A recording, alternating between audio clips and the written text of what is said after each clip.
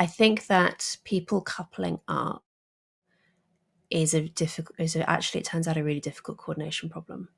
And societies in other times and places have often had quite sophisticated social tools that they've developed in order to encourage people to couple up, whether that be traditional matchmaking services or a taboo on premarital sex acting as an incentive, or systems of dowries, or whatever. Like, there's always elaborate, and you see this even in very simple hunter-gatherer societies.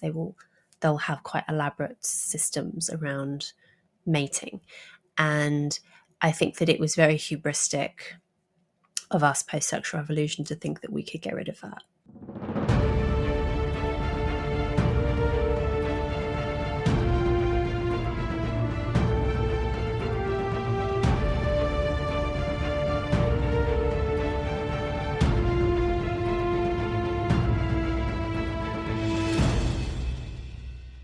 Hello, welcome to Inside Policy Talks, the podcast of the Macdonald-Laurier Institute. I'm Peter Copeland, Deputy Director of Domestic Policy here at MLI. And today we're asking a hard but necessary question. What if the sexual revolution didn't liberate us, but left us lonelier, unhappier, and adrift? Indeed, as I like to refer to it, what if we think of it more as a devolution in some respects? For decades, we've been told that freedom means throwing off restraint. But what if true freedom comes from knowing who we are and living in line with our nature? And I'd say that this conversation is personal for me. Like many others, I've seen how our culture's promises of autonomy and self-creation have left young people in particular disconnected from family, tradition, and purpose. And it's clear that we're missing something deeper about what it means to love, to belong, and to build a life that lasts. Our guest today is Louise Perry, a journalist and author whose work is reshaping how we think about sex, family, and freedom, among many other things. Her best-selling book, The Case Against the Sexual Revolution, put forward a bold challenge to modern sexual ethics. She's a columnist for The Times, host of the Maiden Mother Matriarch podcast, and co-founder of The Other Half, a think tank focused on a pro-woman, pro-family policy. And in this episode, we'll explore the roots of our cultural malaise, the future of family formation, meaning of womanhood, and the deeper moral vision that might guide us out of our current state. But before we get started, I must remind everyone to please remember to like and subscribe, because it really helps us reach more people with these ideas. Louise, thanks for joining us. Welcome to the podcast. Hello, thank you so much for having me. And thank you for your kind words. I should say I'm not actually a columnist at The Times, or indeed anywhere at the moment, but everything else was either correct or very factual. So, Well, you've been published in many places, so yeah, and it's sure changed since the launch of your book, which really catapulted you kind of into the public domain, and yeah, bringing really insightful perspectives to some challenging topics. So let's start thank you. at a pretty high level, though. But I think it's what you're really trying to get at anyway in some of your work. Like, what are the core kind of cultural falsehoods that are simultaneously, I think, like, taken as unquestionable or for granted that we're living under today? How do you like define and understand that? Well, I suppose there's this enormous ideological phenomenon that we've all lived through, and which to some extent is so big that we can't even see it for what it is, which is progressivism.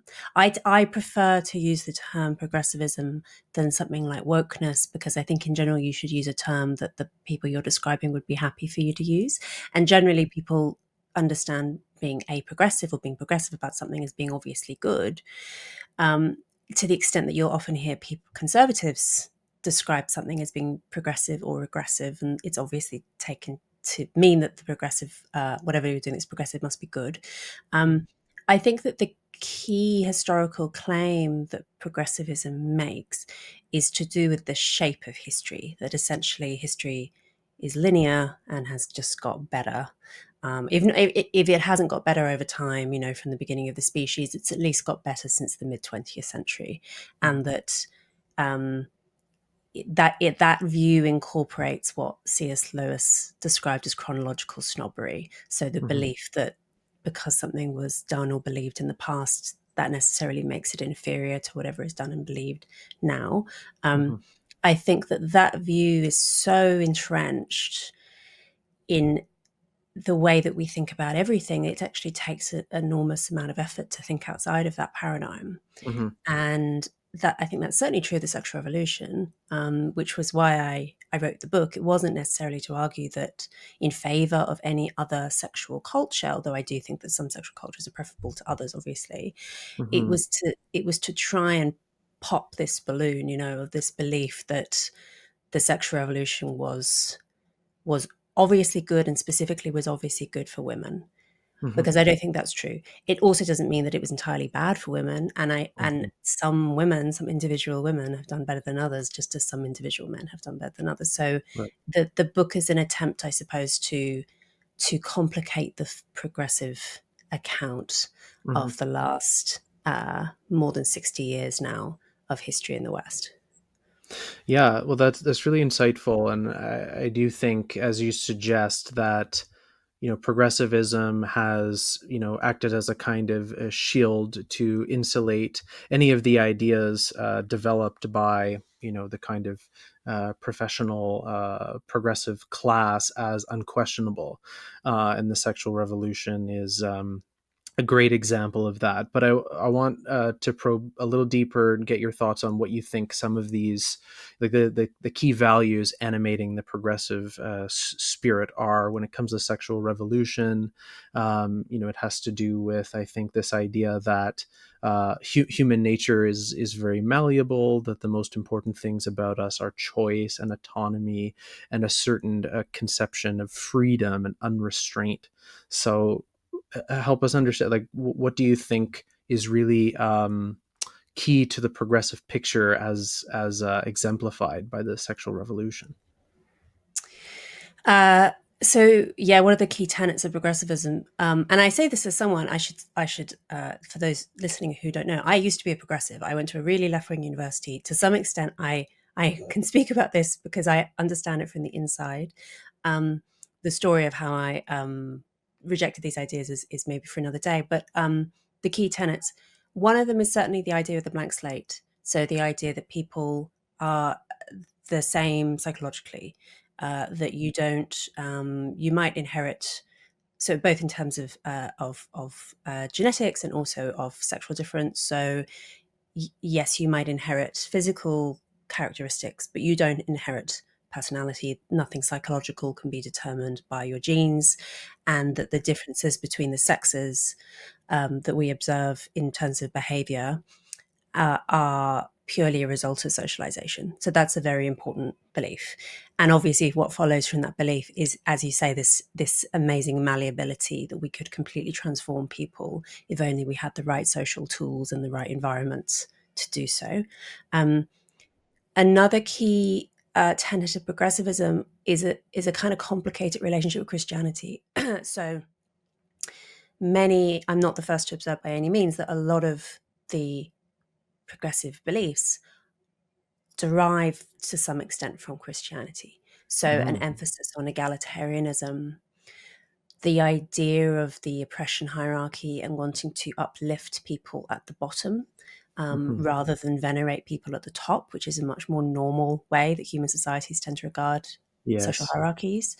And the blank slate arguably comes from that as well, the idea that everyone is like radically spiritually equal, Mm-hmm. even if we may have different positions in society. In the kingdom of heaven, we're all equal, right? And Right. but at the same time, progressivism has a very antagonistic relationship with Christianity, and some of what has come out of progressivism, particularly I think in the last few decades, has been formulated because it is in opposition to Christianity.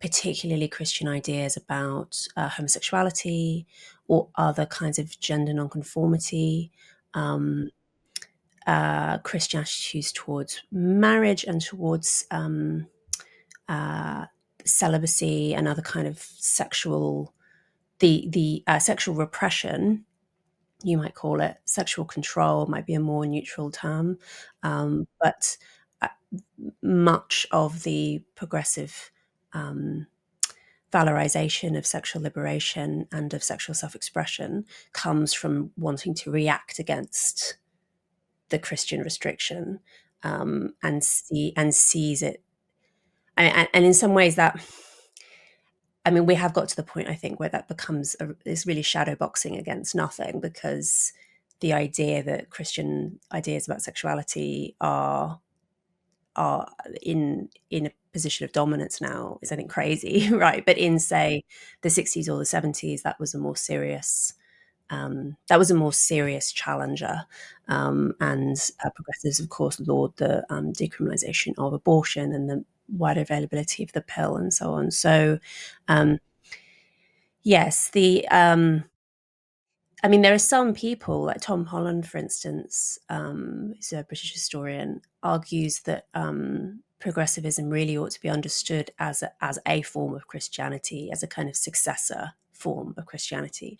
Now, I think that's pushing it a little bit far. I think that you do get to the point where a heretical belief is so heretical that you can't really argue that it's part of the same religion. I think progressivism has there's a greater break between the two ideologies than Tom thinks. Yeah. But I think he is completely right to see this as certainly coming out of 2,000 years of religious thinking, but just um, in a very different way. Yeah, it's no, I think that's right, and it's cut out many of the other, very clear kind of core, I would say, aspects of Christianity from the picture to do so. Most important one being, human nature and the idea that's in some way like circumscribes the boundaries. Obviously, there was a great deal of Greco-Roman influence in the development of these ideas of the natural law, but you do find very clear references in Christian texts to the idea of living the law, the moral law, and they go beyond the Jewish approach, which is more not to be critical, but let's just say following the rules, to say that it's actually a purity of heart and right intention that is required, for the moral life. But very much this idea of, we have a nature, there is a natural law, there is a kind of purpose, circumscribed, not deterministically, but again, puts kind of some bounds on what on how we can develop, and what it means to flourish. So do you see like that? I tend to see that like the rejection of this whole understanding, and we see it, I think, especially through the emphasis on the importance of technology, and how technology provides a lot of kind of quick fixes, let's say, but also I think leaves us in various ways unhappy, or we have a lot of examples of this, from mental health to loneliness to kind of short attention spans. This is kind of addictive compulsive behavior. So that's kind of led us, this idea you've mentioned, we're free and equal. We can choose, and we use technology to kind of meet all of these needs, and so we think of ourselves as infinitely malleable, and we have no nature, and this sort of thing. And this is really characteristic of I think the progressive worldview. So I'm just curious, in your journey, I suppose we can call it, this is still ongoing. Have you come across various schools of thought associated with like natural law, and this idea that there's a human nature? I know, I think to a certain extent you subscribe to some of these ideas, that yes, there are limits and bounds. What do you make of that, like the loss of that way of thinking, and how do you think about its importance in our current society? Yeah, so I wrote the book quite a while ago now. I Hmm. guess I started writing it 5 years ago, and I have the intention of the book, and I would still do it this way if I were writing it again. But the intention of the book was to um, have a very deliberately secular argument and to Sure. lead very much with data and with peer-reviewed recent scholarship and so on.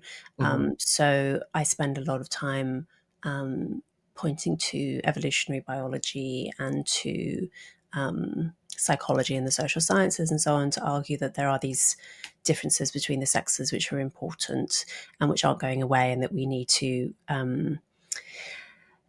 Thomas Sowell called it the constrained vision, that we need to have the constrained vision of the relationship between the sexes and structure our societies and our norms accordingly. I'm aware that I haven't, the argument I'm making there ends up in the same place as the Christian argument from natural law. And I have, since writing the book, become a Christian, and have become I'm now much more willing um, to to make these arguments in theological terms. But at the same time, most of my readers, I presume, are not going to be persuaded by that. So, I mean, I think the fact that you end up in that, this is in fact one of the reasons that I ended up becoming Christian, because I realized that I was for a long time persuaded that Christianity is what I like to call sociologically true, in the sense that Christian societies tend to flourish, and obeying Christian directives tends to be the right choice in terms of like the fact that monogamous marriage is on net really good for individuals and for societies and for children is one example, right? And I have a chapter in the book called Marriage is Good on this theme. Um, that doesn't necessarily mean that Christianity is supernaturally true, but if it were supernaturally true, you would expect it to be sociologically true, if Hmm. that makes sense. Yeah. And observing quite how sociologically true it is was very persuasive to me, and I know has been to others as well. I think that a lot of Yeah. Christians would recognize that there's um, the positive social effects of following Christian ideas, even if you don't actually believe, are, I think, quite clear. Yeah. Yeah, no, that's fascinating. I mean, I think, a bit before your time, like Jordan Peterson started doing this with psychology and doing, the psychological truth, the pragmatic truth of lessons Right. Yeah. in the Yeah. Bible. And yeah, I mean, this is I guess the way in, so to speak, not to say that that's where you need to end up, but it's interesting that, yeah, a lot of the best contemporary social and natural science is, affirming many aspects of what I like to call the perennial philosophy, which, it has a lot of shared elements with wisdom traditions across cultures, like core elements of wisdom traditions, but also, there's significant differences as well. So Mhm. I find that interesting. Let's move on though to, the political and kind of cultural impact of some of these ideas, and maybe fill in the details of anything we haven't covered yet with, your picture of the sexual revolution and kind of the concepts in play. But I tend to think that, much of our modern society laws and policy frameworks treat the autonomy of the individual as kind of like the core subject of law and policy. So all of our laws and policies treat that as kind of the standard. And so I just want to get your take on that. Like, is that how you see it? How do you see, kind of the effects of progressivism or the sexual revolution, impacting our laws and policies? I suppose it depends on where you are. I mean, in in my native country, Britain, just recently, we had a week where two pieces of legislation were passed. One was the legalization of um, assisted suicide, and the other was the decriminalization of self-administered abortion up until term, so up until 9 months. Hmm. And the those two things happening in the same week were very indicative of how dechristianized Britain is Hmm. now. despite, of course, having been a formerly Christian society up until very recently. And I still kind of technically is in terms of having bishops in the House of Lords and so on, and the king as the head of the Church of England.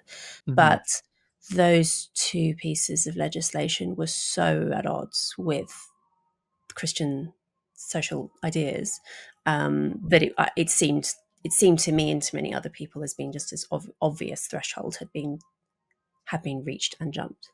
Um, I think that the many aspects of so I should probably say the sexual revolution is really two things. I think one is an ideological event, and it comes out of the same post-war ideology that all of the other kind of um, more radical progressive ideas that we're all familiar with came out of this same period, and in probably, you could, yeah, there's a lot to say on this. Probably was a reaction against the horrors of the Second World War in large part. But then the other aspect of the sexual revolution is a much more material one, which is obviously the the the pill being made widely available, particularly being made widely available to unmarried women. So that happens at the end of the 60s.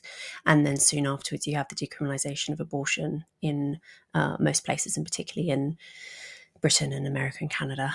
But then the other thing that happens at the same time, so that's a material change in the sense that all of a sudden it becomes possible to have premarital or extramarital sex without worrying about pregnancy. It doesn't make it go away, of course. A pill, particularly in its early incarnations, the pill isn't really that effective, but it's effective enough that you end up with that social fear largely disappearing, and the shotgun marriage also disappears quickly thereafter.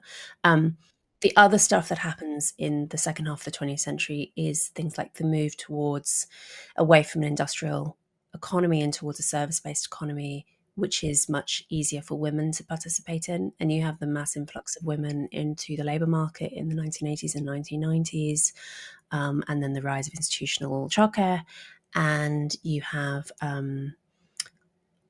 all of the work of the home becoming, as Phyllis Schlafly, who said that the washing machine was more important to women than feminism, which is kind of right in the sense that when you make the work of the home so much more efficient, women do then have more free time to do things like go out and do paid work, or to do political organizing, or whatever it is. Yeah. So there's a whole bundle of things which happen at the same time, which I think I think we have a bit of a bias, maybe as human beings, to see historical events as the consequence of individual agency. We That's why narrative history, I think, is always so much more attractive than hard economic history, for instance, because I think we have a bias towards seeing agency in the same way that we have a bias towards seeing shapes in the clouds, right?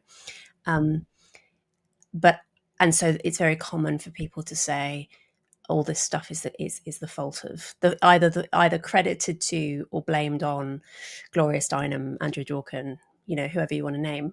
I don't think, though, that actually those women, influential as they were, at best they kind of egged this on, right? But I think that all of these events were really the consequence of much, much bigger historical events, and particularly to do with the changing of people's material lives, which have led to it has become possible to live in such a way that gender egalitarianism seems true Hmm. because of Yeah. technology. Which I would say, it should be from what you mentioned earlier, a kind of spiritual sense, right? Like in a certain sense, as human beings, we are all equal, but of course, descriptively speaking, we are not equal at all.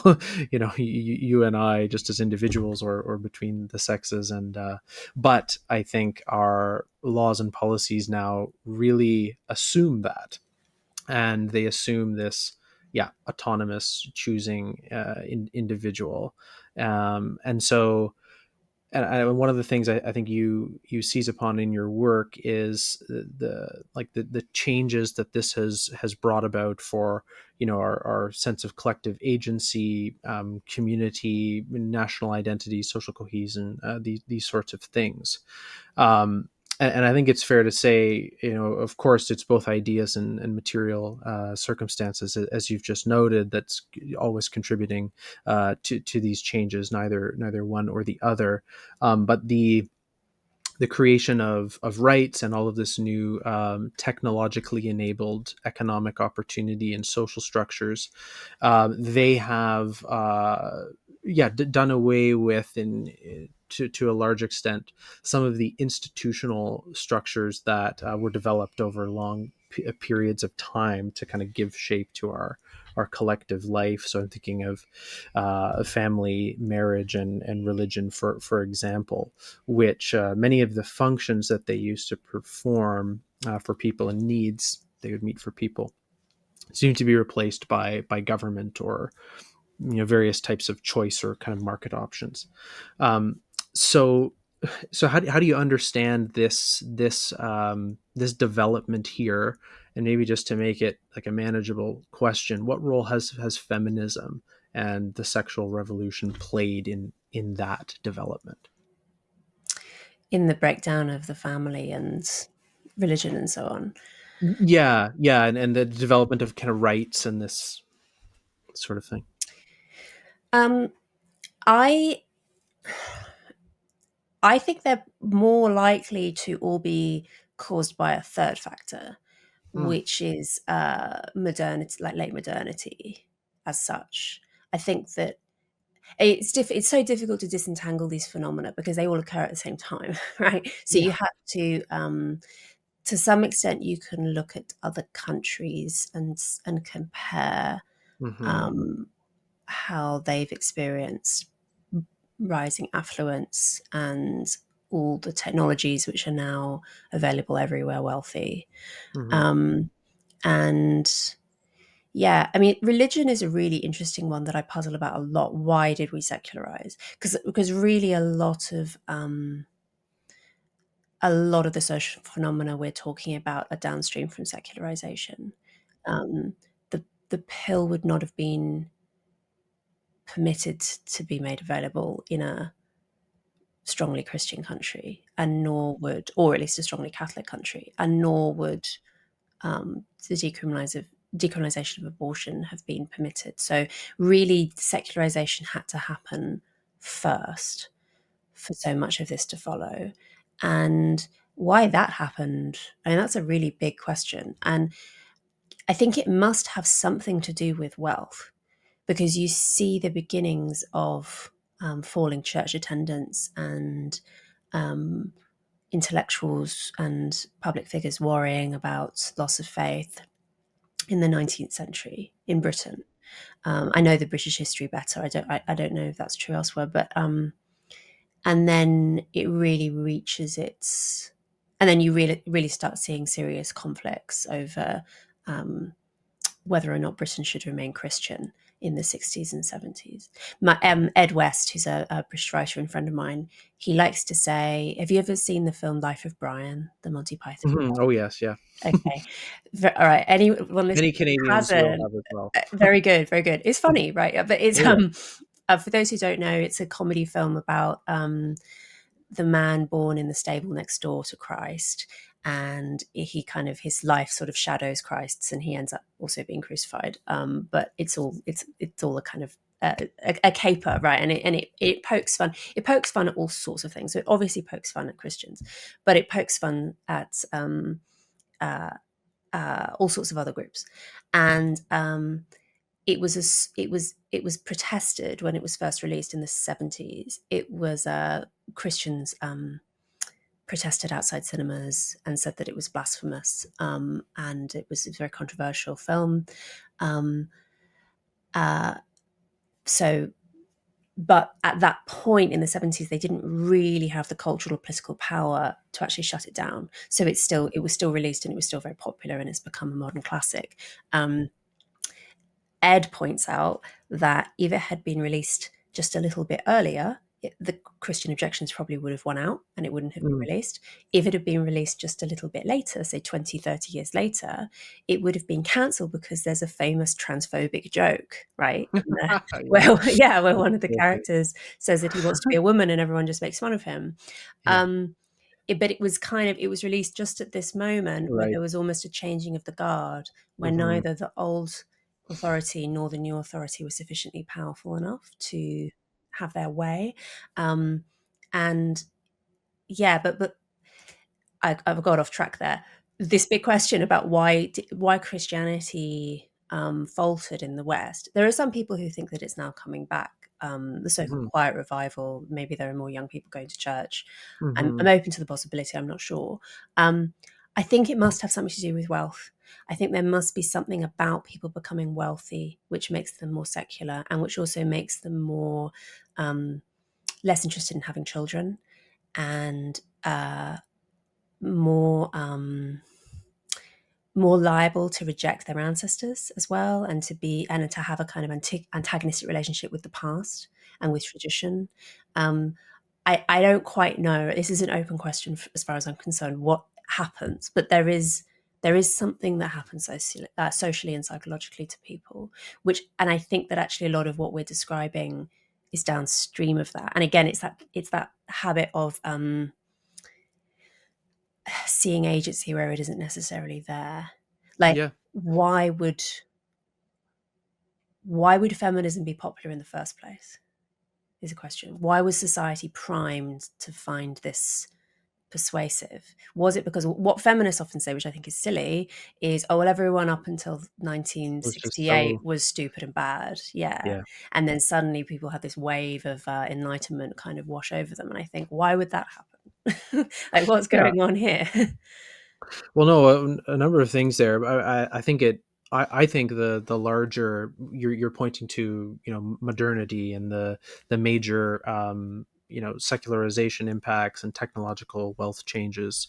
These are very significant, and the type of feminism that had been around before in earlier manifestations. It was not for abortion or things like this at all. It was very much leaning into femininity, but ensuring that women had kind of equal rights and opportunities in the spheres in which it made sense. But the version that won out fit very much into the picture of autonomy, unrestrained freedom, choice, right? And that's kind of that mid 20th century phenomenon. All of the various movements get colored by that flavor, so to speak. But it's really interesting you say, yeah, in parsing all of these different factors, which one has most causal significance in explaining some of the developments. I know you've been talking recently about fertility in particular and what's driving that, trying to parse out various things. And I want to come to that later, but I think it's worth just stating that, and you mentioned some of these subcultures developing, because there are certainly, I think, like there are some counterexamples, like Israel is quite a good one. A number of countries that have, like the United States is of course a big one, where they're wealthy and have kind of the highest level of orthodox religious observances amongst Western developed countries. So it's complex, and there are many factors in play. But it's right to look for kind of what the most salient ones are, and kind of the modern mix. It's hard to disentangle wealth, technology, these sorts of things. Like they are undoubtedly main drivers here. But I also think that just as we look to the past and they kind of condition in a certain sense, like how factors have social causal influence, that they won't have the same sort of influence going forward. And I think we're seeing, it's more so, the Institute for Family Studies, which you must be familiar with, or the U.S. They're documenting now. It tends to be more highly educated, affluent people who are developing a more traditional kind of life, marriage, family formation, and religiosity. So things could very much change, but no, I thought that was Oh, really, yeah, really insightful. definitely. Well, I Yeah. mean, yeah, and of course, we in saying that, we are uh, uh, diverting from the progressive model of history, which would say that secularization and all the other stuff we've talked about is the correct and final position that humanity will reach given enough time and given enough kind of upward momentum in history. And I think we both think that that's not true, and Yeah. that secularization could very well reverse. Wealth could very well reverse. Everything we've talked about could very well reverse. I mean, I tend to think if history has any kind of shape, it's almost certainly secular, Yeah. Well, and I want to pick up on cyclical, I that should too. say. Yeah, Yeah. yeah, I want to pick up on that actually because there's some work I've become familiar with, like looking at the rise and fall of civilizations over periods of time and its relationship to of like a moral ethic and code, many of which involve, kind of like purity or aspects of behavior related to that. And I think, it's fair to say that you see in various cultures like declines precipitated by rejection of some of these norms, evolving. Yeah, like, you know no premarital sex, the importance of marriage and courtship and these sorts of things. There's a British author, I think you'll probably know it, Unwin, who's done I was just some work. thinking, have you been reading J.D. Unwin? Yeah. Yeah, yeah. So I think, there is certainly like, well, we've seen, I mean, when Christianity kind of came onto the scene, what was normative was widespread prostitution and infanticide and orgy and this sort of slavery, right? And then, you know that changed, and then when you see the fall of the Roman Empire, many of the elites were kind of practicing those things again. So I certainly see, not a linear line at all in terms of some of these norms and practices, but constant, kind of change and refinement. So And perhaps a pattern of rise and fall, right? Which is what Unwin yeah, would say. Um, right. I mean, Unwin is interesting because actually he does have quite a tragic outlook, and that he Mm. does. So for those who don't know, he was a British anthropologist. He was an Edwardian. He fought in the First World War. He died quite young. He did a study. My first degree was in anthropology, and I can tell you that anthropology is a lot different nowadays than how it was in JD I'm Unwin's sure. day. But yeah, it's a lot more kind of loosey goosey in its methods now. He did a very uh, rigorous classification effort at looking at a whole range of different societies and categorizing them according to their sexual norms, the level of restriction that they placed on members of the society. And he says that there's a fairly clear pattern where when societies are at the peak of what I think he calls their social energy, or their social expansive energy maybe, but basically they're how innovative they are, how much economic growth they're seeing, how expansive they are in terms of territorial expansion. When they're at that peak, they tend to be very sexually conservative and very restrictive, particularly on women, but on men as well. There are always sexual restrictions placed on men. It's just that they're different from the ones placed on women, and the restrictions placed on women are normally more severe. But over time, people tire of that. And I mean, he describes levels of sexual restriction that we all of us would find shocking. Like ancient Babylonian men were permitted to drown their wives legally if the wives were nagging them. That kind of level of patriarchal authority within the home. I think you'd struggle to find even the most diehard reactionary now who'd favour that level, right? Um, Hopefully. yeah. So people they object quite reasonably to that level of restriction. And so over time, it ends up loosening. And he's writing in the 1930s, and to his mind, he's already seeing loosening of sexual morality. Little did he know that the 1960s was around the corner after his death. But as a consequence of that, he argues societies sort of lose their whatever it is, their dynamism, their momentum, something psychologically shifts.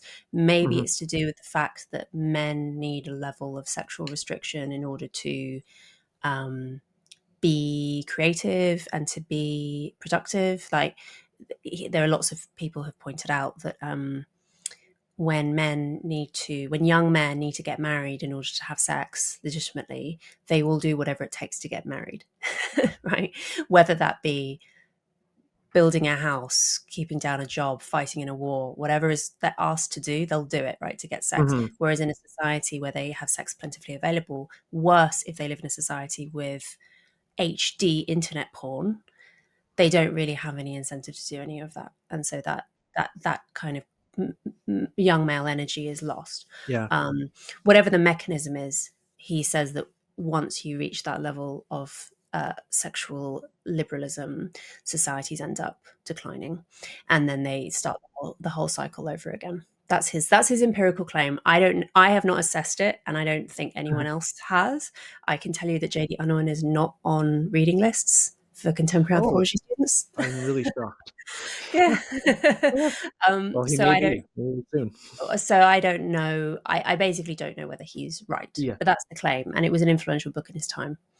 Yeah. Well, no, I mean, for what it's worth, I think really there are many factors in play here, and it sounds about right in some circumstances. Certainly, an influential factor that can be determinative of social well being and the trajectory of a society.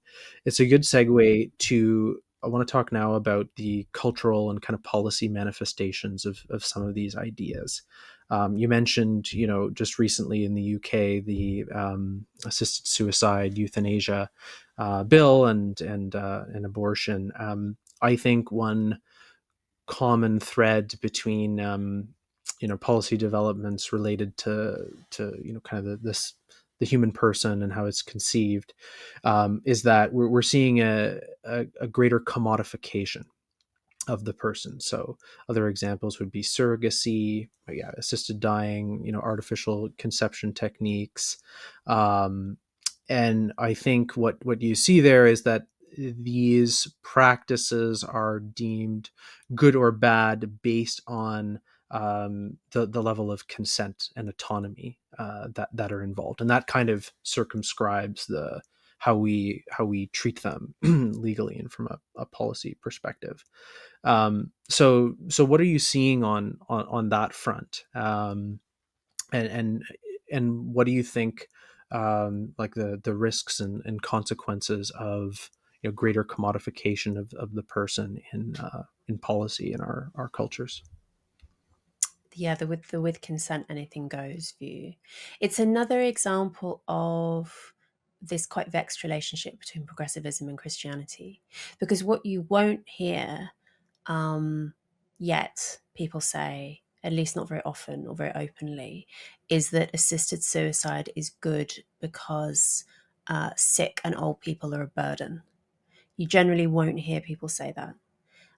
What you'll hear people say is that people ought to have choice about how they end their lives, and people ought to be spared suffering.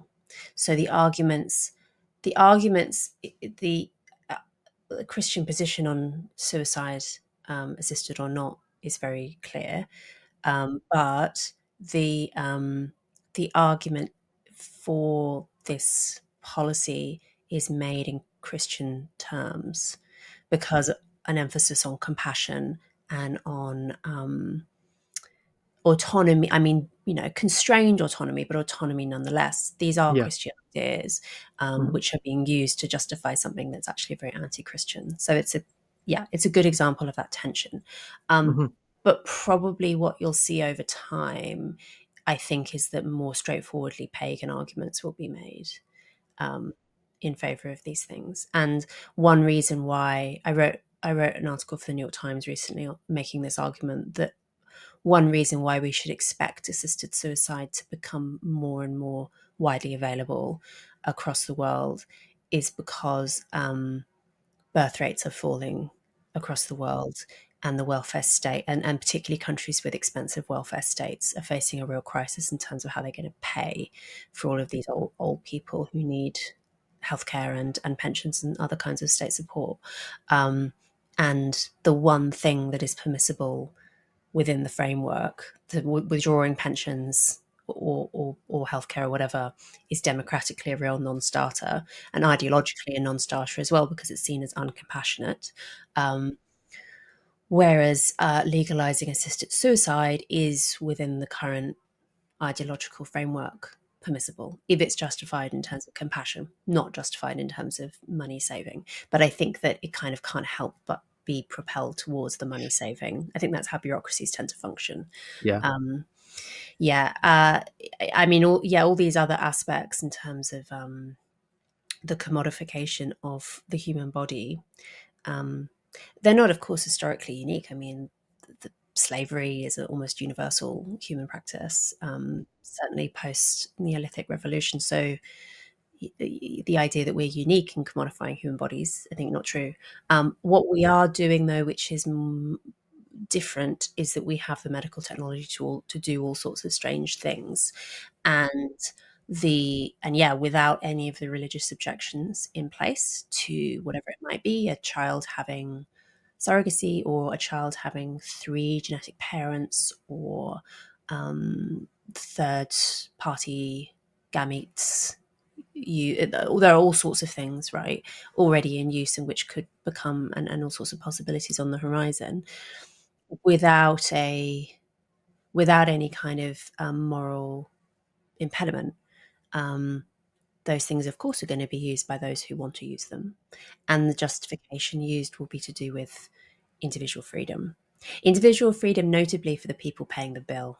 You know, it's not the what might be in the child's best interest does tend to get disregarded. Um, Yeah. Yeah, no, I think it really encapsulates this. What we see is that all of the like legal and policy constraints are center back on the autonomous, choice of the individual, which is deemed sacrosanct. And you noted how people are not yet, although some are making this burden argument about a justification if the person requesting to be euthanized or to have their suicide assisted um, uh, feels that themselves and internalize it as their suffering, then people think that's compassionate. yes, And so this is pretty interesting. It's like all other considerations kind of fall out of the equation under this supreme value that does a great deal of work. And it's really insidious because I think you see, like, people just see in our instant gratification kind of short term technologically mediated experience, like being able to choose and do things and all of that. Like it's great. We love it in all of these isolated little circumstances. But of course, we also know that all of like the greater goods and deeper flourishing and fulfillment comes with like a not a rejection, but like a proper channeling of the immediate into to longer term goals and aspirations and character traits. And I just think it's like really impeding it, because so much of our society and our policy framework and our laws are formulated this way. And so yeah, it's really kind of insidious in that respect. I don't know what you make of that. Like, do you see do you think that's right? Do you think that there are areas in which you're familiar with that are kind of breaking the mold there, or do you think people are doing it through just choices they're making in their individual lives to kind of, I don't know, find community or step outside of that a little bit? um, I think that we are just at a period of intense ideological conflict, and it's not, fortunately, um, as bloody as historic ideological conflicts have been. Yes. So that's good. But it, I mean, particularly when it comes to Christians, I mean, Rod Dreher famously argued for the Benedict option, for people to not to retreat from public life, but to seek out um, communities of fellow believers in order to preserve the faith. I mean, Christians have been through worse, and if anything, I think the religion tends to flourish and become strengthened during periods of persecution. So I don't think that we should see it as existential necessarily. Not least because, I mean, as I think we've maybe raised already, religious believers have a lot more children than non-religious believers nowadays. There's quite a clear finding in the birth rates data, and it up to the point that, you know, the more you go to church, the more frequent you go to church, the more children you tend to have. There's quite a clear relationship. So I think one way or another, you know, Christianity will be okay. But yeah, in terms of this sort of moral chaos, I spend a lot of time, and we already have in this conversation, thinking and talking about what motivates progressivism and what the core beliefs are of this ideology. But in many ways, it is quite internally incoherent, and it doesn't always make sense. And there are points of contradiction which don't trouble true believers, because actually humans are extremely good at absorbing cognitive dissonance. It doesn't necessarily have to be lethal for any belief system, but you do end up with some strange phenomena because of this moral chaos. And yeah, the you know, like, for instance, justifying euthanasia on Christian grounds would be a classic example. And you know what? Christians fall prey to this as well. And I say this as a Protestant, but there are moments when I think that Catholics are completely right to think that people interpreting the Gospels all on their own is is not a very good idea, because you see all the time, I mean, like, including from clergy, these like incredibly present centric and frankly incoherent interpretations of parts of the Bible to end up justifying the latest political fad. And, you know, Christianity is not immune at all from some of the craziness that's come out of this political moment, because Christians are also people. Yeah. So, yeah. Yeah, no, fascinating. Well, I'll just say, you know, as a Catholic here, you said it, not me. But fascinating stuff. But before we close, Louise, I want to touch on family and fertility policy. Mhm. As mentioned, you've been thinking about this a lot recently. Interviewed a lot of different people, assessing the different factors. What do you think the most important, like, root causes, so to speak, of our, you know, collapsing birth rates, marriage rates, and fertility issues are? And then what are we missing in the public conversation? I feel as though this area is like, they're identifying the problem and they're identifying a lot of factors, but there's really no emerging clear winners, so to speak. It's an enormous sociological puzzle.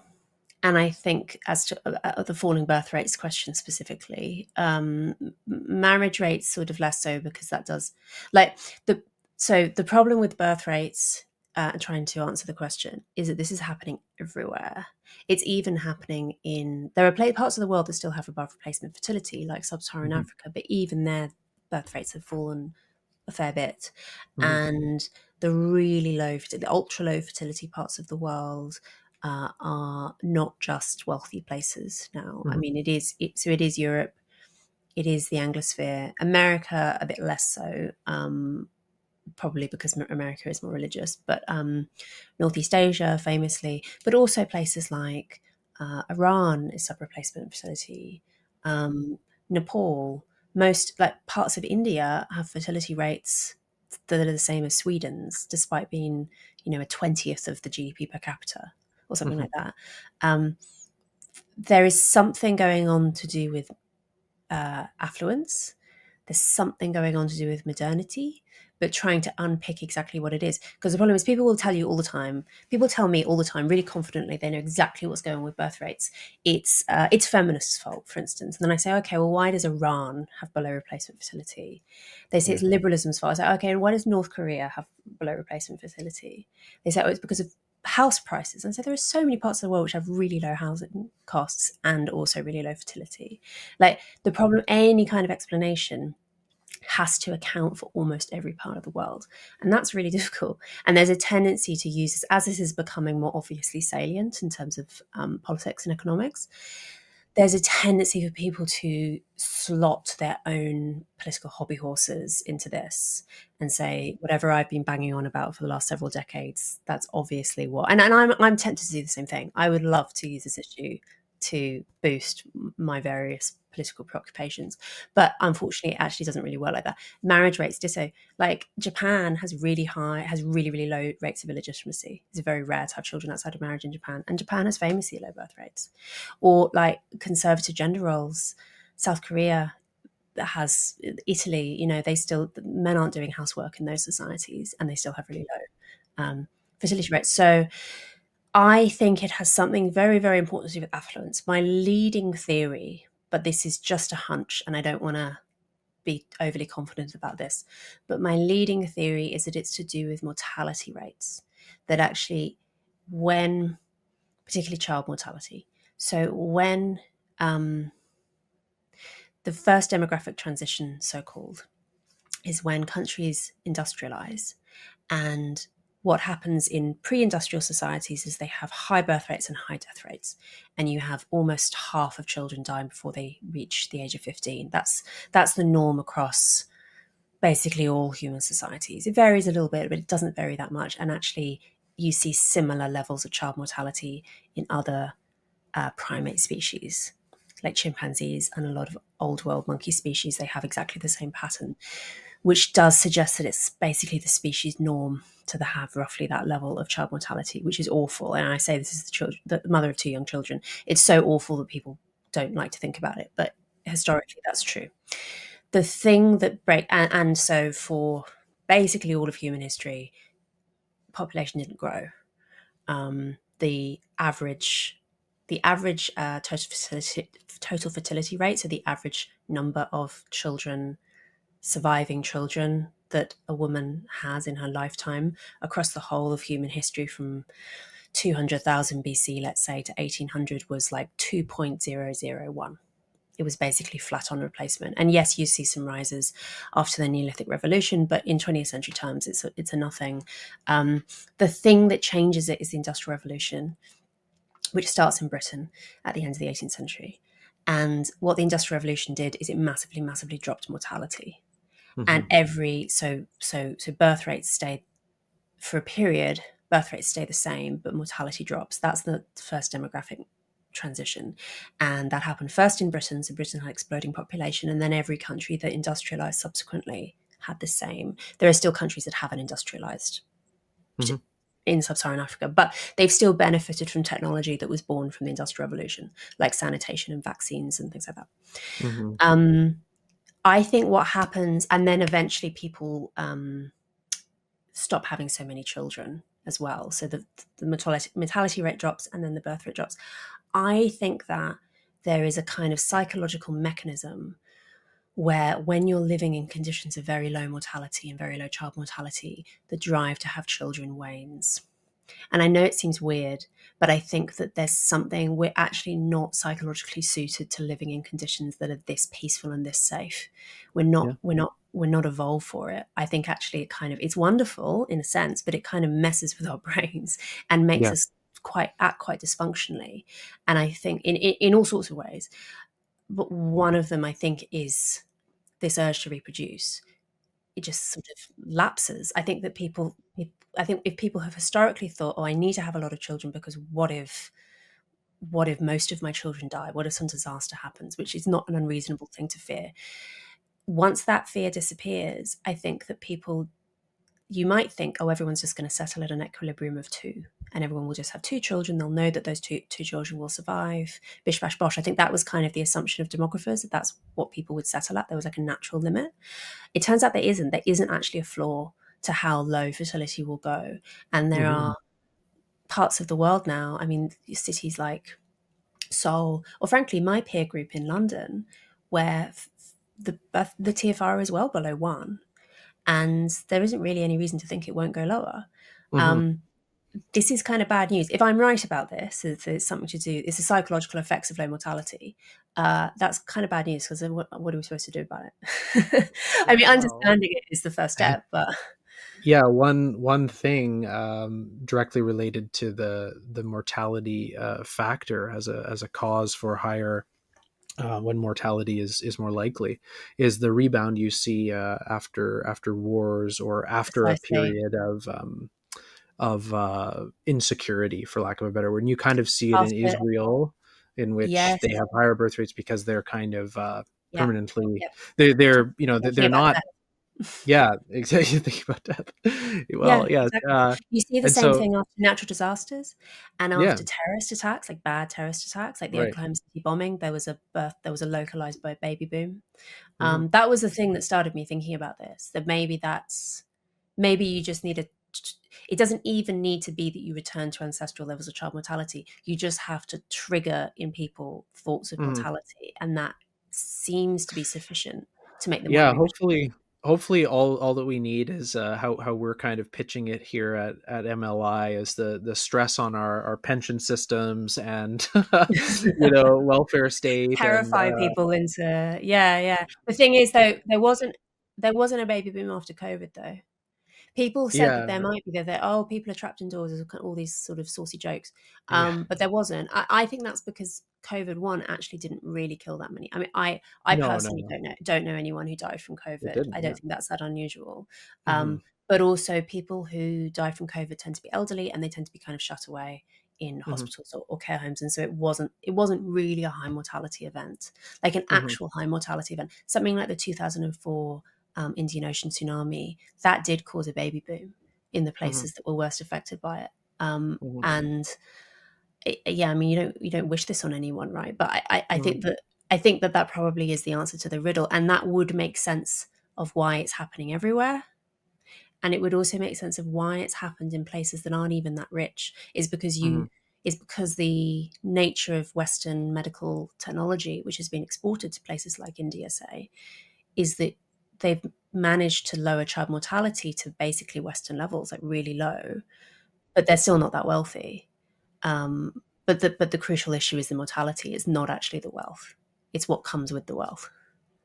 Very interesting. Yeah. Well, let's hope concerns and worries of our security is enough. So, as we've been discussing fertility here, and it is kind of the question of the day for many, policymakers and thinkers, and governments are trying various methods to engineer or improve fertility through financial incentive institutional reforms. Um, you've studied these to a certain extent, no doubt. Do you see some that are more promising than others that have a a kind of positive influence up to a certain effect in increasing marriage rates or fertility? Um, I think they've mostly failed.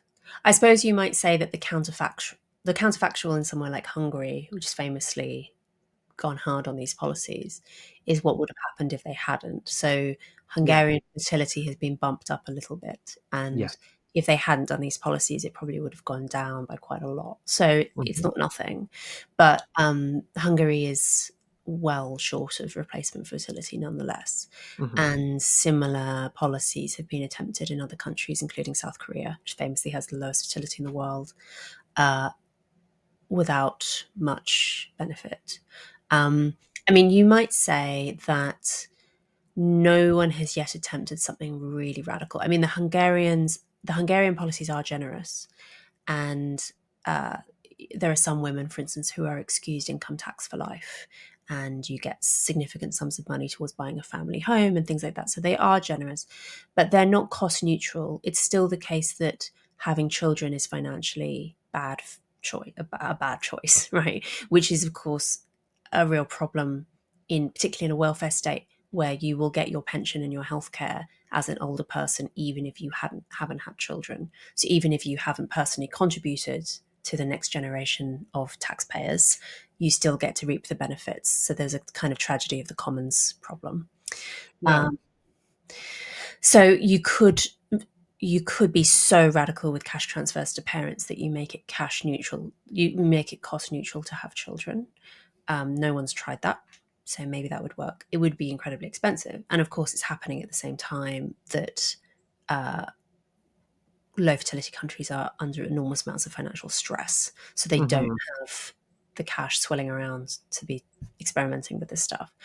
I mean, I still tend to think that even if this stuff doesn't make an enormous difference to birth rates, I think there's still a justice issue, and I think it's still like morally wrong to be doing what you do in most uh, modern welfare states, where you're actually transferring money from the young to the old, and from young parents are having to they have money extracted from them, which is then given to the older generation. I think that there's a serious justice problem there. But whether or not, I mean, all the like another example we didn't raise earlier, people say, oh, the reason I hear this all the time in my peer group. So in my I have two young children. We live in a very expensive part of the world, and the thing that I will hear all the time from other friends who are parents is, oh, it's just so expensive to have children, or from people who would like to have children and haven't or are thinking about having children and haven't yet. They say it's just so expensive, and it's like it is expensive, I know, but that actually isn't the cause of falling birth rates, because that just doesn't work in the data. That isn't actually the cause of it. um, and countries where you have completely free childcare, like in Scandinavia, they still have really low birth rates. In places where housing is cheap, they still have really like this is it, I would love it if I could just say what we need is a suite of policies that personally benefit me. If we do that, then we can reverse this whole catastrophic economic story. But unfortunately, that isn't true. Um, Yeah. Maybe do it anyway. No. Right. Well, no, it's interesting. I mean, you're right to say these things. In certain sense, though, like getting married, coupling up has enormous benefits, like Yeah, of socially, course. psychologically, and economically. Especially for men who tend to earn more. Like it's very good, and it's the data certainly shows this. But and we do see this as a bumper of fertility and marriage in various parts of the world when it has higher status, or there's some event or some new royal couple or something.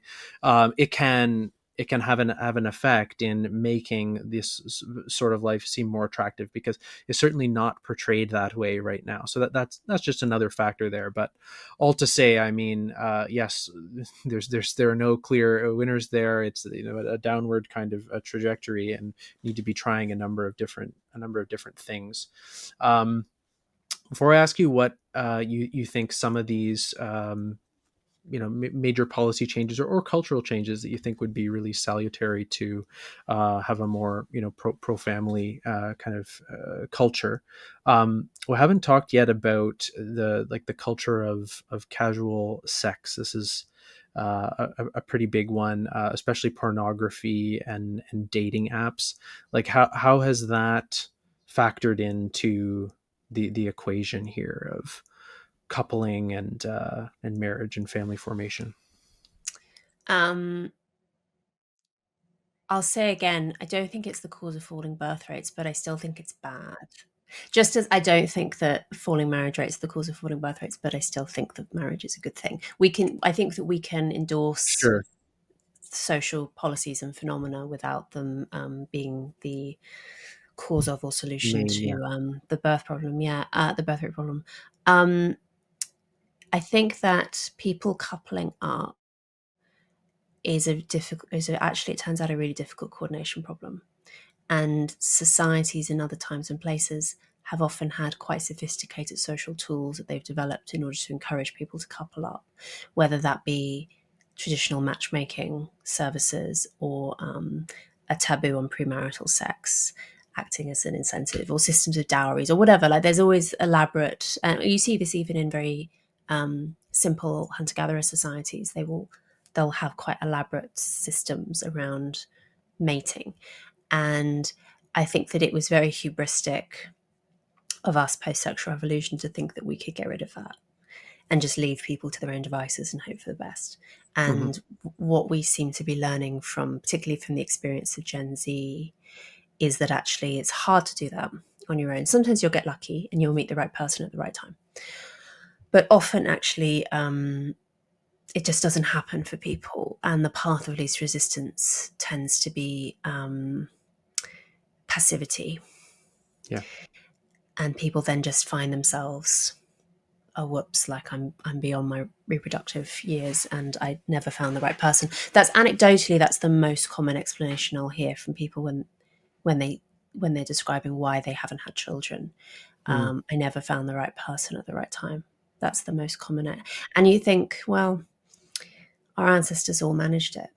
So it seems unlikely that there's some essential problem with this person. This person who may well be intelligent and attractive and has everything going for them, and then for some reason it just didn't happen. Um, there's a coordination problem somewhere along Yeah. the way. No, that's really interesting. Yeah, so much of what was conducive to these sorts of things has been is gone, and now people are filling in the gaps. Yeah, with dating apps and and choosing, and yeah, it's very easy to just kind of let. And also that this ideal, I think, this false ideal that you've just kind of sketched the picture of you need to find this perfect kind of match. I mean, that's Yeah. just about nonsense. People grow together. But this has been fascinating, Louise. Just leave us with your thoughts on what cultural norms or narratives need to change if we want to see young people see family life as desirable again. I think it's sort of happening anyway, because I think that the experiment of the sexual revolution has just sort of obviously, I think the reason that my book was an unexpected bestseller is Mm-hmm. because so many people Really? intuit, yeah, this promise is not being realized. And uh, it takes a bit of time sometimes for the experiment to be run and for its results to become evident. And I think we have reached that point. And particularly, I'm thinking of, say, Gen Z or my millennial peers who are, for instance, the children of divorce. And because this really high divorce rates in the 1970s, 80s, 90s, and the children who experienced that are now at adulthood themselves, and struggle to accept the progressive baby boomer endorsement of divorce as an expression of freedom and so on. So just one example, but I think that sometimes um, these arguments become acceptable because everyone is kind of thinking the same thing, which Yeah, is and that. they're seeing the results, as you say. Exactly, yeah, which is this isn't working. So I don't know if we really need a particular intervention. I think if people just Yeah. use their eyes, we'll get there. Right. Yeah. Yeah. And I think certainly positive examples of people living it out is another one. And commend you for all the work that you're doing in this space to show people what that's like and help us understand these very complex issues. Louise, do you have another book forthcoming? What's next for you, and where can people reach you and listen to your stuff? So in terms of where they can reach me, I host a podcast called Maiden Mother Matriarch MMM, which is available on all podcast platforms, and I also host bonus material on louiseperry.substack.com. And the podcast is about